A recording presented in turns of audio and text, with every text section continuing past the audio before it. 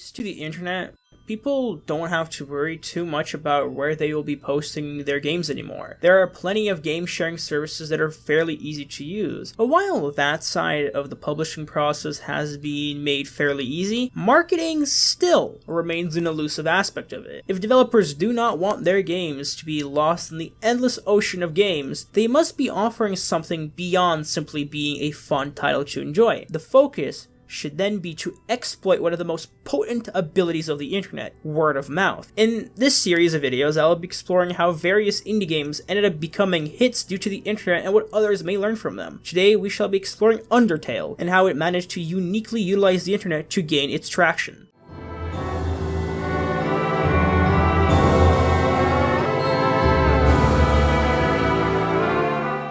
Undertale began its official story on June 25th, 2013, when Toby Fox created a Kickstarter page for a game that would be called Undertale. Now, the story of Undertale's development really does begin much earlier than this, starting out with Toby Fox's various Earthbound mods that he made as a teenager. I won't really be going into too much detail on Toby Fox's history in this video, however, I do need to mention a couple of things that are important to consider with his approach to making the game.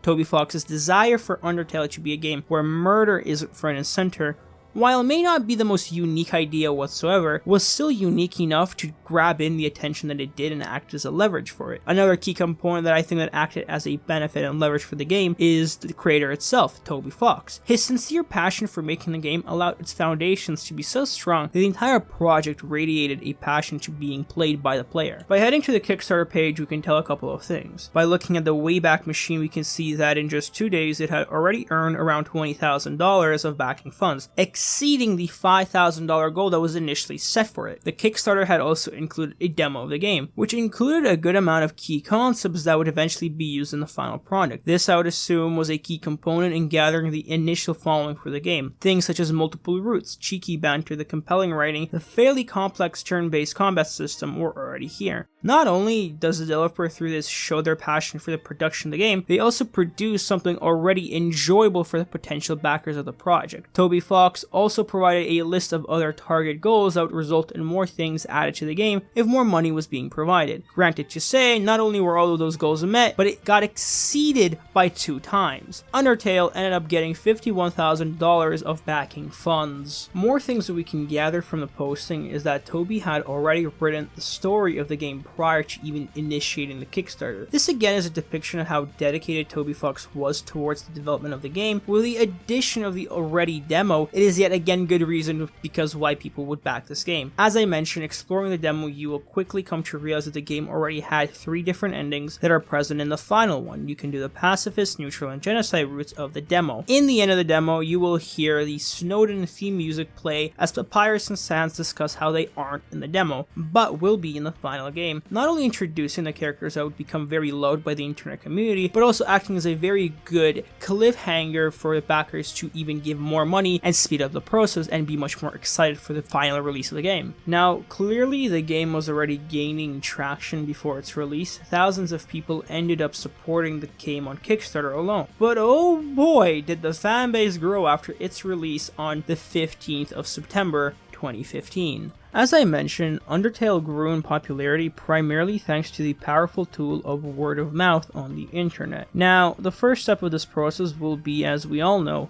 YouTube. However, it is harder to attribute the success of Undertale to YouTube alone. A classic way that an indie game would use the internet to gain traction is through people simply playing the game, showing how fun it was, and making the viewers be interested in it. With Undertale, however, its structure is a bit more unique than most indie games. It's an RPG. Now, of course, it's not the only indie RPG out there, but its more personalized approach to decision and consequences allows for something special. Each person will end up having a fairly unique first playthrough of the game, which in return prompted only more discussion about the game. People were excited to discuss their own experience of the game with others, promoting much more emotional and sincere discussions than other indie games can claim to do so. In my playthrough of Undertale, I even got emotional at the end of the True Pacifist route, because guess what? I'm a human being too. This is the reason I say that with Undertale, YouTube is used less or at least differently from how other indie games would. What we typically assume YouTube does for an indie title works something along the following lines. An indie game releases, a YouTuber with some range of a following will make a gameplay video about the game because of either some chatter about it before its release or because the developers themselves contacted those content creators. If the game is interesting enough, more content creators will jump on the bandwagon and make more gameplay videos of their own. This is where most of the publicity for the games will occur. Yes, some other creators will make content other than simply playing it, and those will definitely get a good amount of views, but they wouldn't be the main source of new fans. With Undertale, however, YouTube, rather than acting alone, joined the massive machine of platforms of discussion. Along with forum websites like Tumblr, Reddit, and Twitter, YouTube provided a space to discuss personal experiences with others relating to Undertale. Now, let me take you through a little mind simulation. It is 2015, and you are browsing your favorite forum website, and you start seeing fan art of an 8-bit skeleton. Now, you ignore it and continue scrolling. Suddenly, you begin seeing more art. Now, it's the same skeleton, but he's walking around discussing spaghetti? Now, the meme "touch a must spaghetti" does not exist yet, so you are utterly confused. The next day, you see a different skeleton. This one has a blue eye. A caption of the picture says, "My bones are rattled." You are now intrigued, for everywhere you go, you eventually start seeing more and more fan art of seemingly the same universe. As such, you search up the tags, Undertale, click the first link, and you hear those notes, those beats, that rhythm. It hypnotizes you. Suddenly, you find yourself on Steam, completing the purchase for a game called Undertale. It is now part of your cart. You're now 60 years into the future. You have lost your house, your wife has left you, your parents have abandoned you, and now you're fully engulfed in the world of Undertale. You're now narrating a video about Undertale. Wait a second. What is going on? Wait. No. Let me out.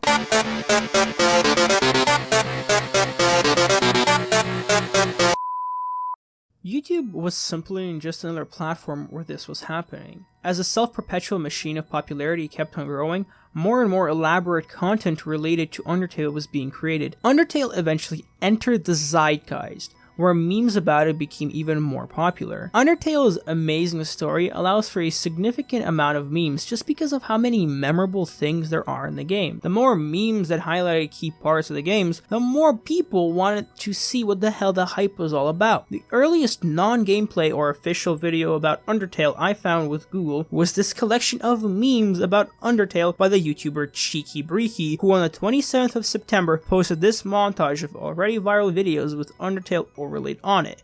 Naturally, it's obvious that these clips were made before this upload, and as I mentioned, they were probably created on other platforms first and then collected and uploaded to YouTube as a collage. What allows these memes to be so viral is because a lot of the moments from the game are incredibly memorable, as I mentioned. Seeing as they remain in the back of your head when you end up seeing a clip calling back to it begins to resonate with you. Think Sans as a character. Sans Undertale is a massive meme. To this date, you'll still see it on shitposting websites. It's because a dimension-breaking skeleton that can teleport and is full of bone puns, categorized by his love towards his brother and him being incredibly strong with a massive battle, not to mention his understandable characteristics allowed for the memes and posts about him to evoke instant laughter when it brought him in a new light, simply because of what a shitposty character he was in general. His entire character was about shitposting IRL, so when you make shitposts about him, it makes more sense. The internet in this case is an important reason for the success of Undertale. While with other games, YouTube is the main success maker, with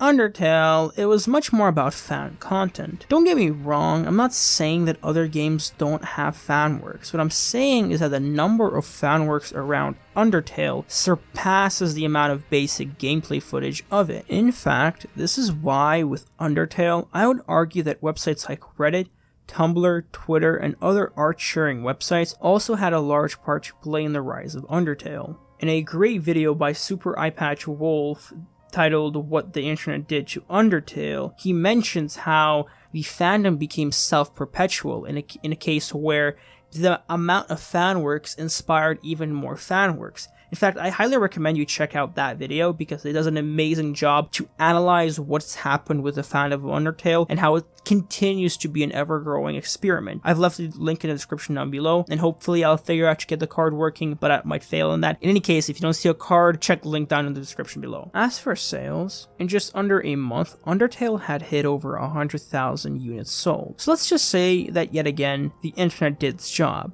In fact, it did such a good job that over 25,000 units were hit in just 2 weeks. And according to a snapshot from Steam Spy, almost 300,000 views on YouTube were tied to videos about Undertale alone. This ratio implies that every third person who heard about Undertale from YouTube ended up buying the game. This gives a deeper insight into people's mentality when making a purchase for Undertale. They saw a game with quirky characters, catchy as hell music, and an interesting visual style, and despite the fact that many of the elements of the game were spoiled, they still bought and played the game. Why? What was the reason behind those purchases? I can only speak for myself, but I think it has a lot to do with the sincerity of the creator and how that reflects in the game. The game becomes this weird parasocial experience where, despite the fact that the game has multiple characters, you feel a connection with all of them. The game separates Frisk, the character you play as, and then you, the player. Anytime a character refers to you by the name you chose in the beginning of the game, they are talking directly to you. Those choices are yours. It is your relationship with these characters. When you spare them, it is your choice to do so.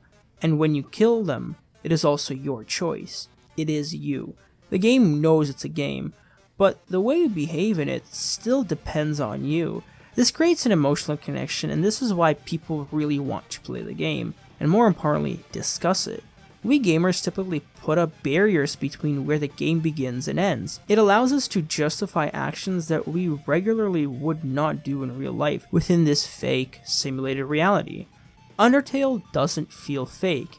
Yes, you still know that whatever the fact is, the game is simply a bunch of assets and code, but the connection you build with the game almost feels real.